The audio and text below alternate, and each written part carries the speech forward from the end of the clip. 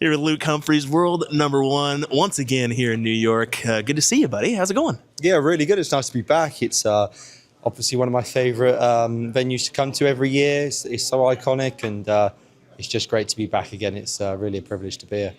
Well, last time you were here, pretty solid news with the engagement. I'm sure you guys are preparing on that one still, and with time, it'll come. How's that side going? Yeah, I mean, there's going to be no big announcements this year from me, unfortunately, but yeah, it's we don't want to rush into it, to be honest. We got other plans. We want to go to Florida next year, and then maybe the year after that we'll finally get marriage sorted. So about 2 years. But I'm a busy man at the moment, so it's kind of hard to try and just plan it all and get it all done. And yeah, we don't want to rush it, so we're probably going to do it in 2 years' time, in like the July, August sort of period. Well, quit winning, and then you won't be so busy, right? Yeah, exactly. But unfortunately, I love winning more than anything. So yeah, my priorities at the moment are just to keep enjoying the flow of what I'm doing, keep winning the tournaments, and if it keeps carrying on, then so be it. I'll have to accept that. I'll have to take some time out because of wedding and honeymoon and stuff like that. It takes 3-4 weeks out of your calendar, and I obviously don't have that much room to do that. So yeah, I'll have to make sure I manage my calendar really well over the next sort of year and the second year after that as well.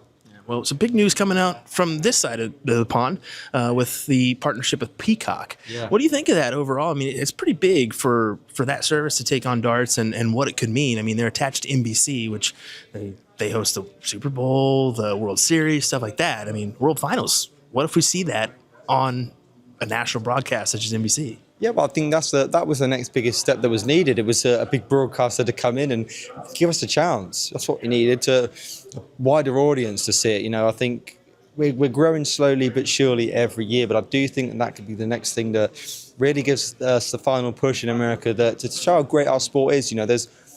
Most people in America would have seen a dartboard, but they don't see it as a sport. They see it as a gimmick and see it as just, something that's in a pub or a place where you drink beer and alcohol, but really it's a massive sport, and it's the second biggest one in the UK now, and it's so fast, fluent, and you don't get any stops. Maybe the American will love that. You don't see any sort of stopping and starting, which you do see in some American sports, which can appeal to people. So yeah, I think this is a great opportunity now for us to branch right out into the American market. I really hope that it takes off and everyone really enjoys what we do. Yeah, there's been a big media push. I mean, you're talking ESPN and major outlets really starting to at least dabble in the coverage and the 9 darters and stuff on SportsCenter Top 10, and that's been the process of starting to take over. And yeah, I think with the likes of cornhole and what we've already kind of seen, darts is in that same book. It's taking it from pub to sport, isn't it? Yeah, I think most people in America would probably have played soft tip more than steel tip. So the kind of same. It's the same thing, and it really steel tip's obviously much more harder, and you have to be much more accurate. And there's a lot more better American players now than there was 10 years ago. There's a lot more. This World Series event that we're playing in this weekend is probably the strongest field that the Americans and the Canadians have ever put forward. So yeah, there's no easy games, and that's why I think it's great, because it's growing and getting bigger and better. And I think the next thing after this we need is obviously an American superstar to come out and really commit to the game and get good and really push the top players for them to follow. Agreed. And you mentioned the soft tip side.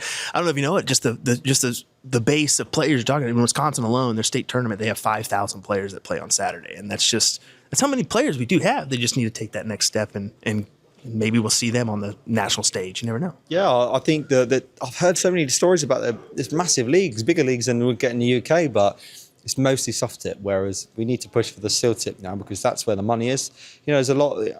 If you live in New York, it's not a million miles away to travel to the UK. It's 6 hours on a flight, so it's an opportunity for someone out there to make an incredible amount of money. And that could appeal to the American public. And I'm hoping that that's what happens. We get an American that really is good, or a youngster that's really good and takes the plunge to come over and does really well. Because we see it in snooker. I don't know how many Americans know much about snooker, but you see it with the new world snooker champion. I think it was 300 million people that watched that event, and now all of a sudden snooker's going to be absolutely massive. So that's what we want to see in America. Hopefully we get that American superstar come through soon. I like the Matchroom, the Mosconi Cup myself, but yeah. I love it. I love the Mosconi Cup. Yeah. It's good stuff, yeah.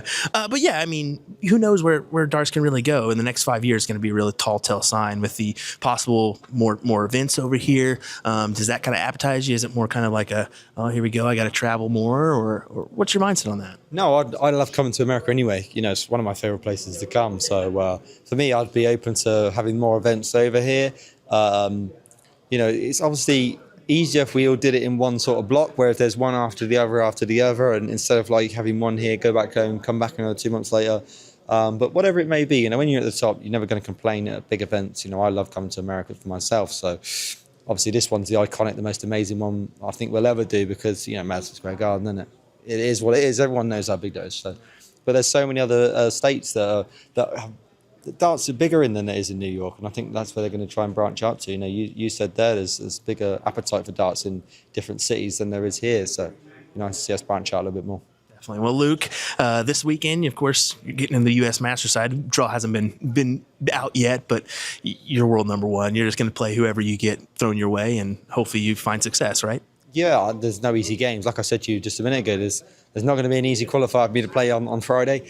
And I'm sure as well know if I win my game on Friday that I ain't got no easy game on the Saturday. So whoever it may be, it is, you know, there's a few great players in good form, and I know that I'm going to have to up my game to win this title. So yeah, I'm ready for it and looking forward to the draw, whatever happens. Luke, thanks for speaking with us. We appreciate it. Good luck this weekend. My pleasure.